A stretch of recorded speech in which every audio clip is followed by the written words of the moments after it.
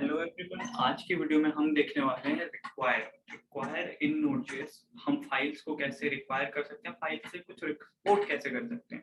ठीक है, तो आज चलते हैं VS कोड पे।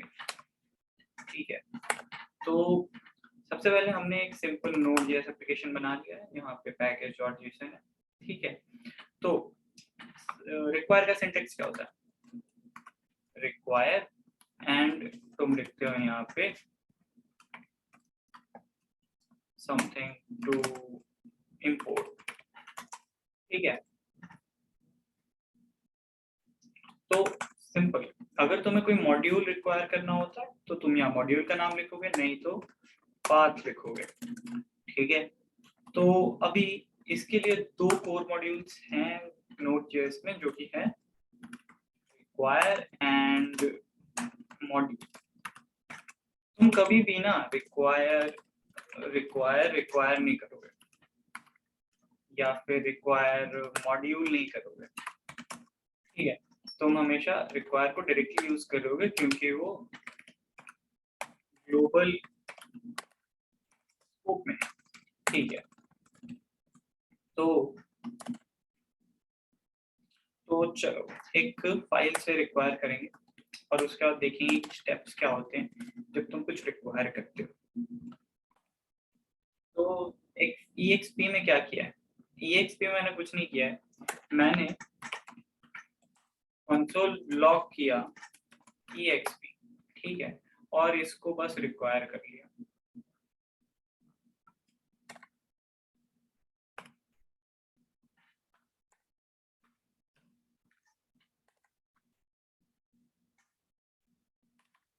इसको रिक्वायर कर लिया यहाँ पे, और मैंने यहाँ पे लिखा ./exp.js।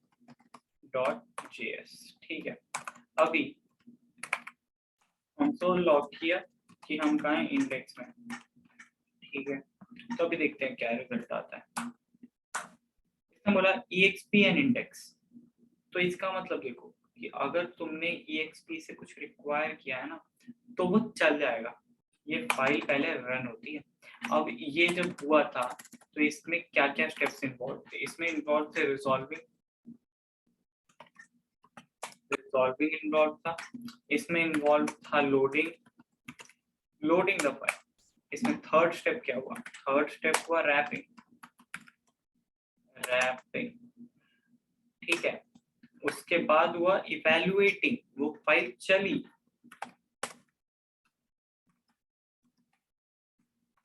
इवैल्यूएटिंग, देन उसको फिर नोड.जेएस क्या करता है? कैश करके रख लेता है। तो अभी इन स्टेप्स को एक बार देखते हैं।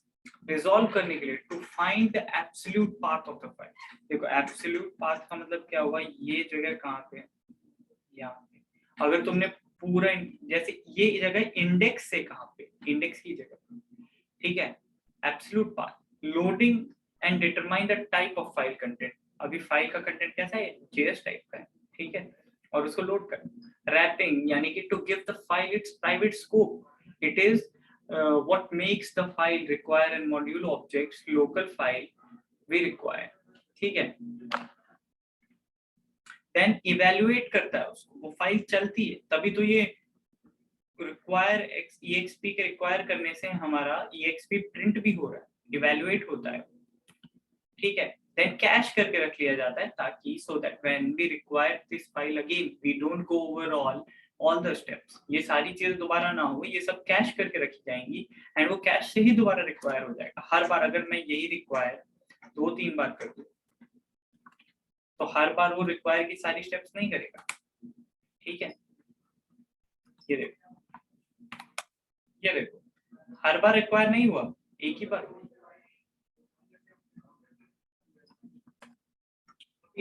हम देखते हैं कि तुम किस तरह से एक मॉड्यूल के अंदर से चीजों को एक्सपोर्ट कैसे कर सकते हो।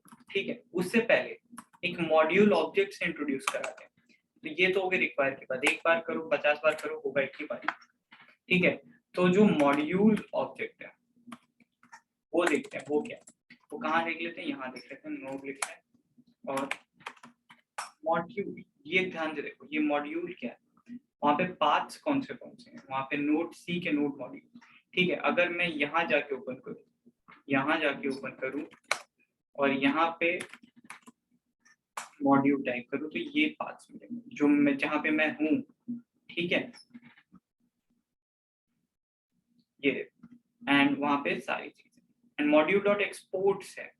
ठीक है, मॉड्यूल डॉट एक्सपोर्ट्स क्या करता है कि उस जगह से क्या क्या एक्सपोर्ट क्या क्या। चलो अब ये भी ट्राई करके देखते हैं। अगर मैं यहाँ पे मॉड्यूल डॉट एक्सपोर्ट्स में एक 10 डाल देता हूँ। ठीक है, अब मॉड्यूल डॉट एक्सपोर्ट्स में जैसे ही मैं कुछ डालता हूँ तो उससे क्या होता है कि रिक्वायर जहाँ पे किया है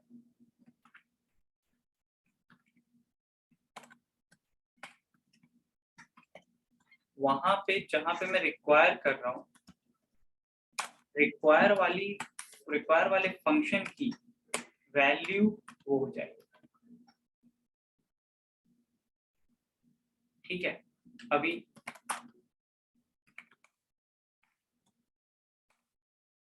ठीक है, तो ये देखो रिक्वायर वाले फंक्शन की रिटर्न वैल्यू वो हो गई है जो मैंने वहां से एक्सपोर्ट किया। और अगर एक से ज्यादा चीजें एक्सपोर्ट करनी है, सिंपल यहाँ पे ऑब्जेक्ट एक्सपोर्ट कर लेते हैं। ए के अंदर 10 रख लेते हैं, बी के अंदर 20 रख लेते हैं।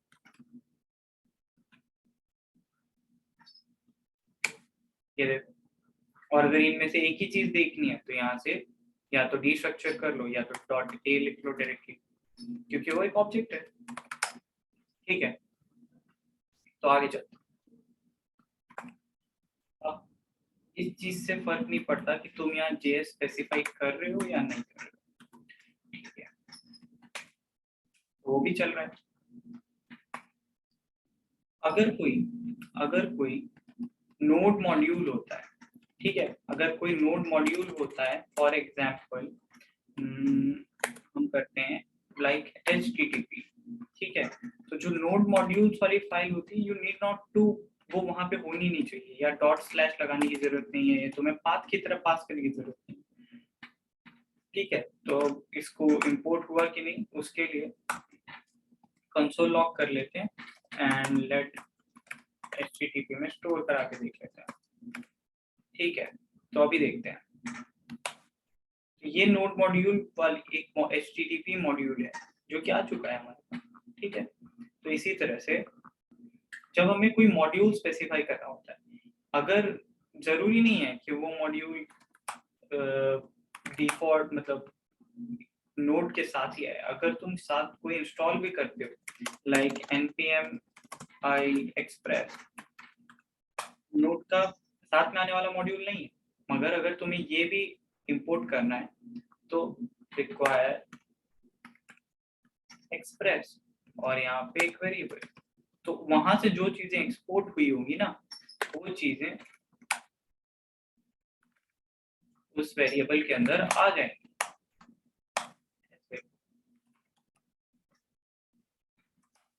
ठीक है, ये देखो, और अगर उसको मॉड्यूल नहीं मिलेगा, कैनॉट फाइंड मॉड्यूल। ठीक है, तो एक्सप्रेस, हाँ तुम्हें npm इंस्टॉल एक्सप्रेस करना पड़ेगा। ये एक्सप्लिसिट मॉड्यूल है जो तुम्हें npm से मिलता है, तुम्हें ये इंस्टॉल करने पड़ेंगे, बट इनके आगे भी पूरा पाथ स्पेसिफाई करने की जरूरत नहीं है। और यहाँ पे हम ये देखो, ये मॉड्यूल भी आ गए, अब तुम इसके सारे फंक्शंस एक्सेस कर सकते हो। और ये क्या है, ये कुछ नहीं है, ये एक ऑब्जेक्ट है। देखो, अगर तुम एक फाइल से एक्सपोर्ट करना होता तो एक फंक्शन भी एक्सपोर्ट कर सकते हैं, फन नाम का एक फंक्शन एक्सपोर्ट कर लेते हैं। फंक्शन यहाँ पे लॉग सपोज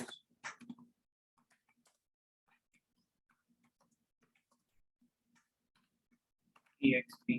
ठीक है, तो अगर मैं ये एक्सपोर्ट करता हूँ तो भी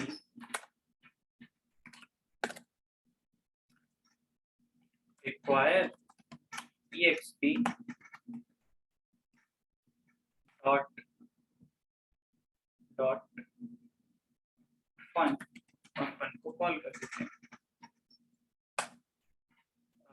यहाँ पे होना चाहिए डॉट स्लैश।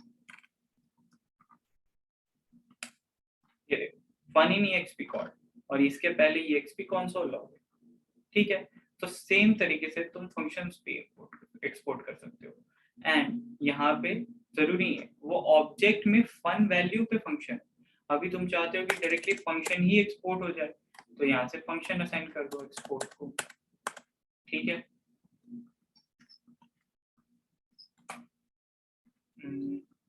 ये फन नहीं है और ये डायरेक्ट रिकॉर्ड, तो अभी इसको कॉल करना है।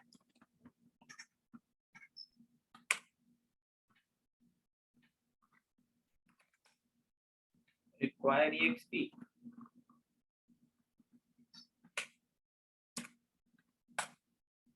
unexpected,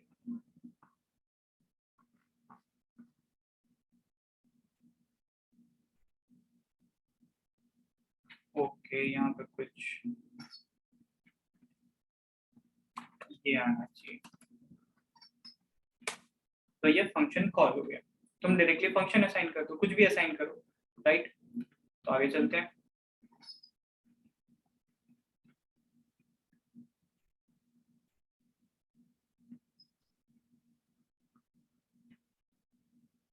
तो मैं बोलता हूँ कि अगर नोड मॉड्यूल्स में जो चीजें हैं ये तो हमने इंस्टॉल की थी, लेकिन बट अगर मैं खुद से एक बना दूं कि माई मॉड्यूल डॉट जेएस और इसको रिक्वायर करूं अपने इंडेक्स में, तो क्या होगा, तो भी क्या मुझे डॉट स्लैश लिखना पड़ेगा, रिक्वायर माई मॉड्यूल। देखते हैं क्या वो एरर देता है, एरर तो नहीं दिया। अब माई मॉड्यूल के अंदर ट्राई करते हैं कुछ लिखने का,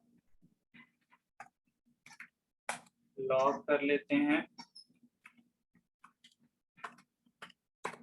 इनसाइड माई मॉड्यूल, ठीक है। अभी देखते हैं आ गया माई मॉड्यूल। तो वो क्या करता है, जब तुम पाथ में मॉड्यूल डॉट पाथ्स अगर तुम देखो कंसोल डॉट लॉग कर लेते हैं, अगर तुम मॉड्यूल्स डॉट पाथ देखो ना तो नोड मॉड्यूल्स के अंदर भी देख रहा होता है, ठीक है। एक ग्लोबल नोड मॉड्यूल्स को देख रहा होता है और एक अपने जगह पे नोड मॉड्यूल्स को देख रहा होता है, उसके पीछे नोड मॉड्यूल्स को देख रहा होता है। तो अगर उसको कहीं भी फाइल के ऊपर नोड मॉड्यूल्स मिलेगा ना, वहां हर जगह वो बाय डिफॉल्ट देख रहा होता है, राइट। तो देखो अगर नोड मॉड्यूल उसको कहीं भी मिलेगा, जैसे फाइल रूट में है, रूट के ऊपर उसके ऊपर उसके ऊपर, तो नोड मॉड्यूल्स को जहां भी मिलेगा वो वहां जाके फाइल को ले आएगा। तुम्हें डॉट पूरा पाथ पास करने की जरूरत नहीं है अगर तुमने नोड मॉड्यूल्स नाम के फोल्डर में फाइल को रखा।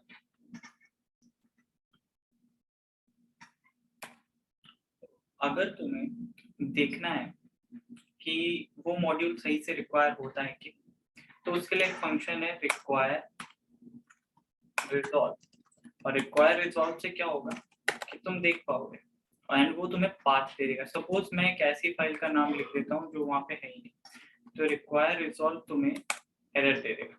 लेकिन अगर ठीक है तो पाथ है ही नहीं, अगर मैं डॉट एक्सपी लिखता हूँ तो क्या आता है, तो कुछ नहीं आया, ठीक है। तो पता चल गया कि पाथ है, लेकिन ये देता क्या है, तो एक वेरिएबल में रख के देख लेते हैं, ठीक है। अभी देखते हैं वो मेरे ख्याल से पाथ देता है उस जगह का, ये देखो वो पाथ दे रहा है जहां पे वो फाइल एग्जिस्ट करती है। तो जैसा कि हमने देखा था कि रिक्वायर अगर मैं exp को 3-4 बार कर लेता हूँ, लेकिन यहाँ पे अगर मैं कुछ लॉक करता हूँ तो वो प्रिंट एक ही बार होता है। इसका मतलब क्या है, इसका मतलब ये है कि रिक्वायर बार बार नहीं चलता है। तो क्या मैं ये कह सकता हूँ कि इससे सर्कुलर डिपेंडेंसी भी हैंडल हो जाती है। रिक्वायर अगर मैं यहाँ पे exp को कर लूँ और ये जगह कौन सी, ये जगह है इंडेक्स, यहाँ पे मैं इंडेक्स लिख देता हूँ और exp में मैं क्या करता हूँ, रिक्वायर कर लेता हूँ इंडेक्स को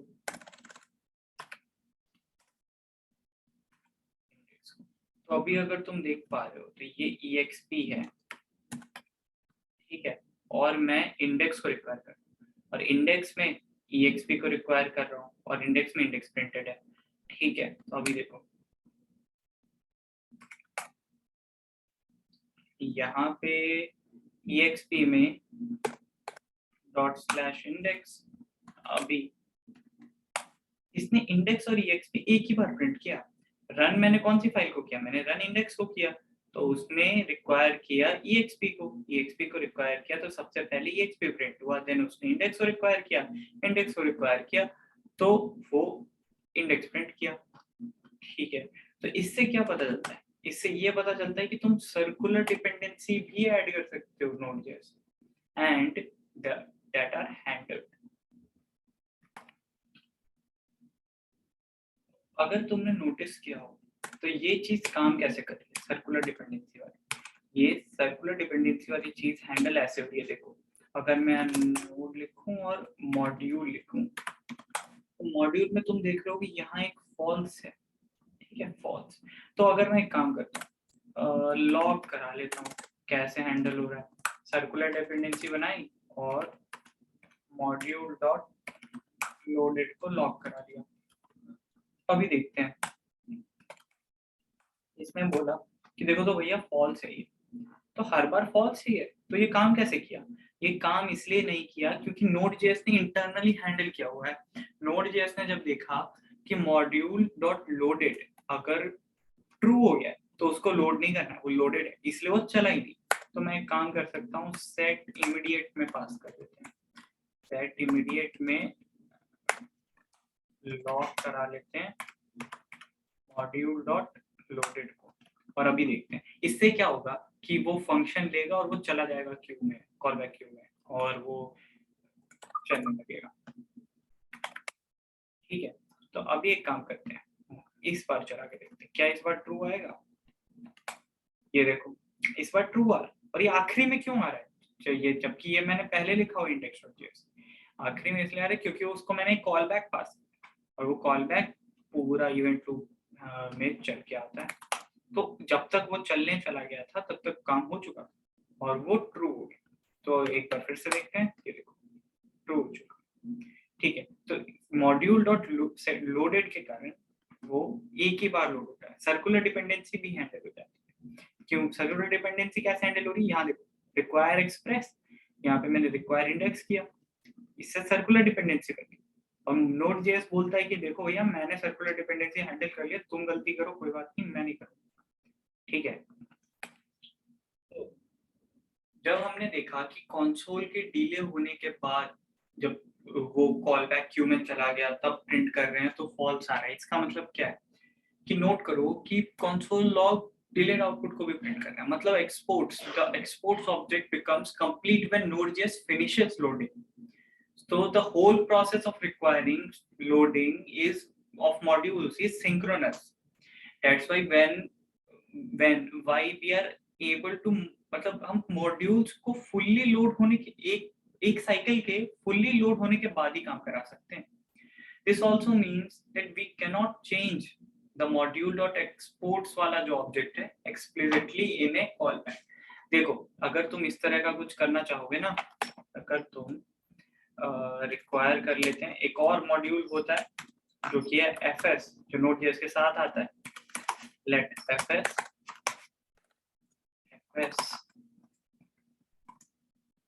equals to,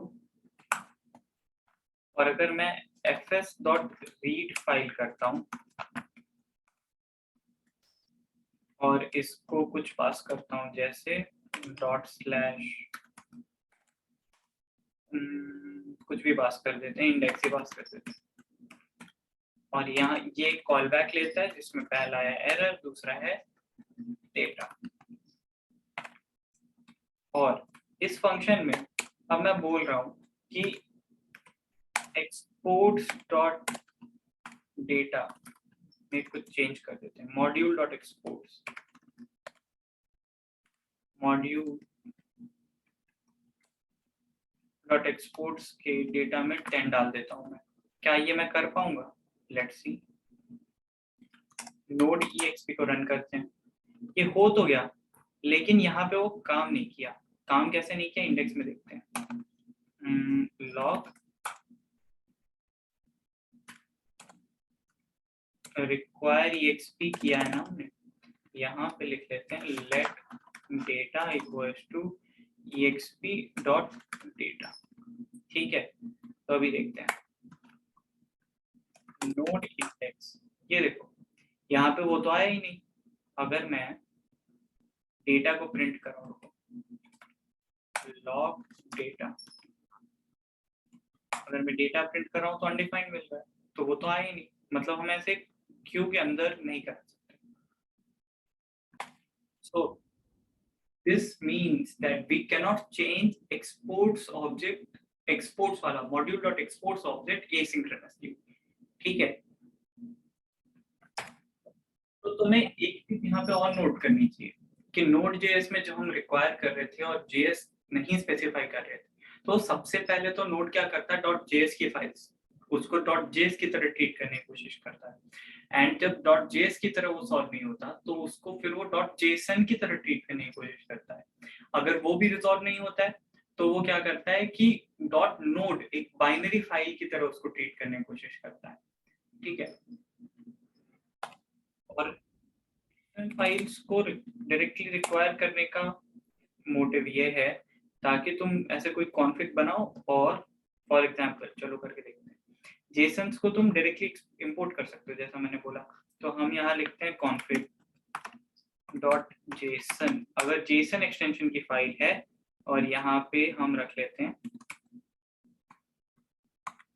डेटा और इसके अंदर 10। ठीक है, और इसको रिक्वायर करने की कोशिश करते हैं, रिक्वायर डॉट स्लैश कॉन्फ़िग, और अगर मैंने जेसन स्पेसिफाई नहीं किया तो भी मैंने बोला कि ये चल जाएगा। तो एक काम करते हैं, इसको रख लेते हैं लेट कॉन्फ़िग। ठीक है, और लॉक करा के देखते हैं।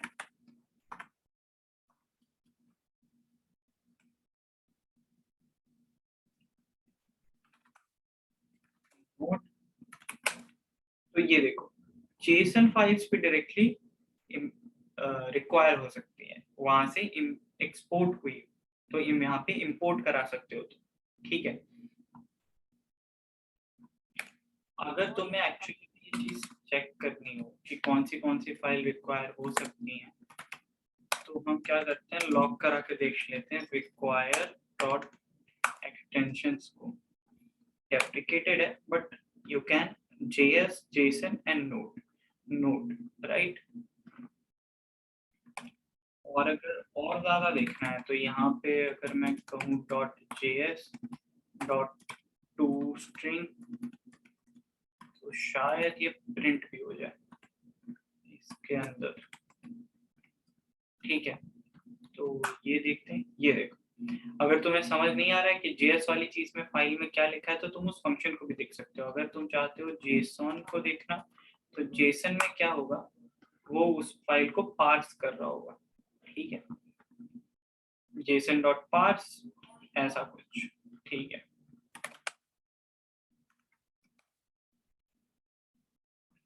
तो आगे देखते हैं।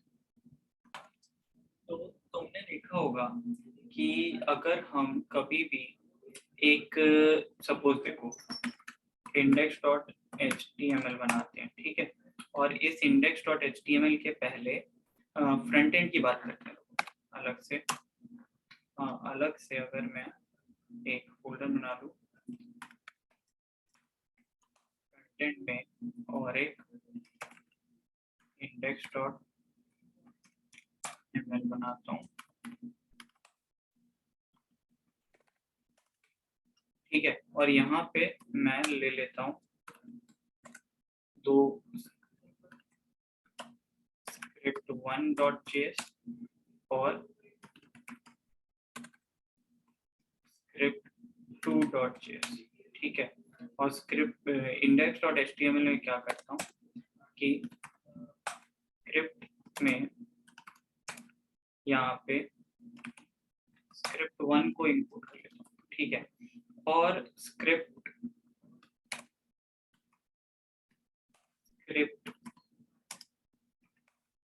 2 को भी इंक्लूड कर लेता हूँ। तो अभी स्क्रिप्ट 2 में मैं क्या करूंगा कि स्क्रिप्ट 1 में क्या करूंगा, देखो स्क्रिप्ट 1 में where a लिखूंगा और इसमें 10 डाल दूंगा, ठीक है, और स्क्रिप्ट 2 में डॉक्यूमेंट डॉट राइट कर लेते हैं a को। तो क्या लगता है कि जैसा नोड.जेएस में मतलब करो और देखते हैं नोड.जेएस में क्या होता है, मगर यहाँ क्या होगा, यहाँ क्या होगा देखते हैं। यहाँ कुछ ऐसा होगा, देखो यहाँ कुछ ऐसा हुआ कि यहाँ पे 10 आ गया, जबकि ये किस फाइल में था, ये स्क्रिप्ट 2 में था, और स्क्रिप्ट 1 स्क्रिप्ट 2 इंडिपेंडेंटली आए, but those are loaded in this HTML file, ठीक है। इसीलिए अगर तुम स्क्रिप्ट 1 में कुछ लिखो और स्क्रिप्ट 2 में भी आ जाता है, वो ग्लोबली, बट नोड.जेएस स्कोप्ड है, ठीक है। The answer to this is simple. Before compiling a module, Node.js wraps the module code in a function which can inspect using wrapper property of the node module. ठीक है, तो node में जो module, node module नहीं, node में जो module, तो अगर मैं तुम्हें दिखाऊं तो नोड में एक चीज होती है रिक्वायर में, इंडेक्स में देख लेते हैं, लॉग रिक्वायर डॉट रैपर, और रिक्वायर क्या मॉड्यूल कर लेते हैं,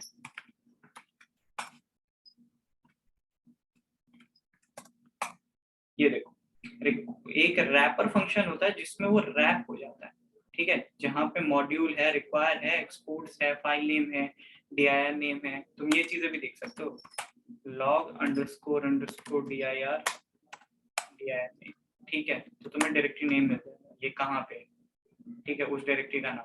अगर तुम फाइल नेम लिखोगे तो तुम्हें फाइल नेम मिल जाएगा, ठीक है, फाइल नेम के साथ। तो ये चीज है, एक रैपर फंक्शन है जिसमें रैप कर दिया जाता है उसको नोड मॉड्यूल में, इसलिए वो स्कोप्ड होता है।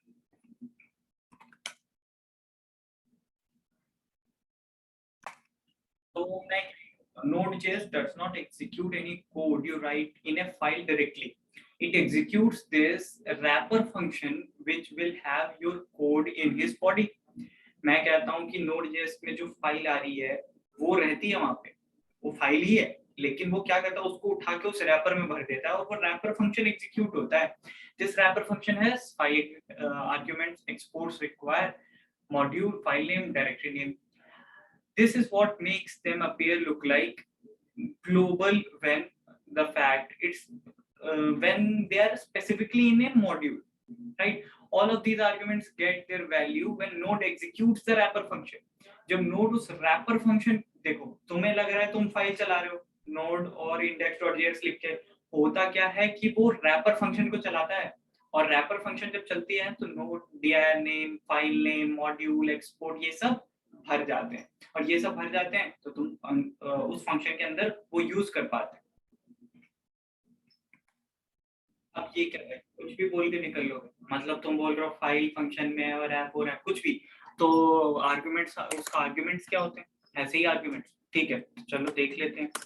तो लॉग करते हैं आर्गुमेंट्स,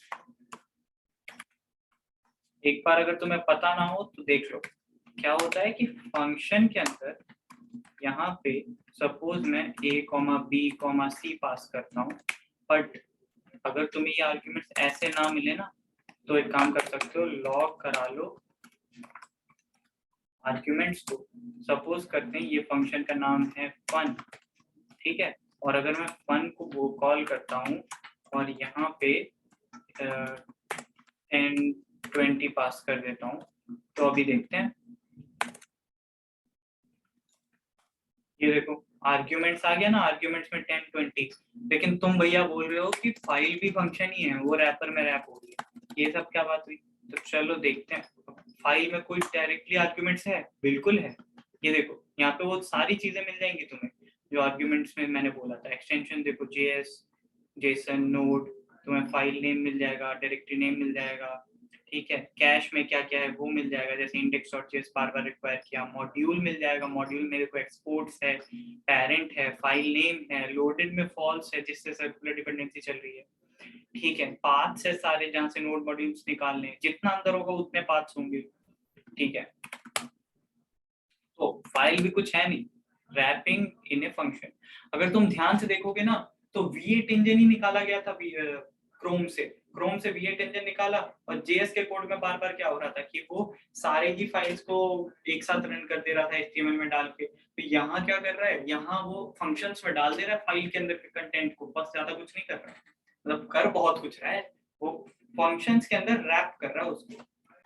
अगर मैं रफली बताने की कोशिश करूँ रैपिंग का कोड, तो वो कुछ ऐसा होगा। फंक्शन, एक ऐसा कुछ फंक्शन होगा जिसके अंदर रिक्वायर होगा, मॉड्यूल होगा, मॉड्यूल होगा, जिसके अंदर फाइल नेम होगा या नेम होगा, ठीक है, अंडरस्कोर, और इसके अंदर कुछ कोड लिखा होगा, ठीक है। और उसके अंदर जो कोड लिखा होगा उस कोड के साथ लास्ट में क्या लिखा होगा, रिटर्न कर दो मॉड्यूल डॉट एक्सपोर्ट्स को, ठीक है। तभी तो तुम रिटर्न में जब भी रिक्वायर करते हो तो ले पाते हो, ठीक है।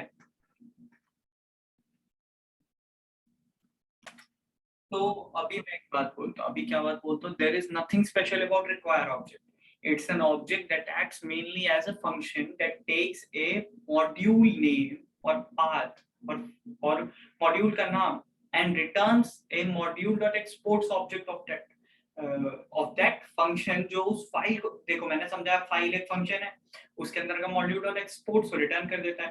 we can simply override require object with our own logic if you want to, ठीक है। For example, maybe for testing purposes, we want to every require object to be called to be mocked by अगर मैं चाहूँ testing purposes के लिए जब भी require object call हो तो कुछ प्रिंट हो जाए, तो ओवरराइड करके नीचे रिक्वायर का वैसा ही कोड लिख दो या फिर उस रिक्वायर को ही लिख दो, ठीक है। तो रिक्वायर का रीअसाइनमेंट एक तरह से देखो, तो अगर मैं बोलूँ कि मैं रिक्वायर को ही रीअसाइन कर देता हूँ, अगर मैं बोलूं कि रिक्वायर को एक ऐसा फंक्शन बना देता हूं जो कि रिटर्न करता है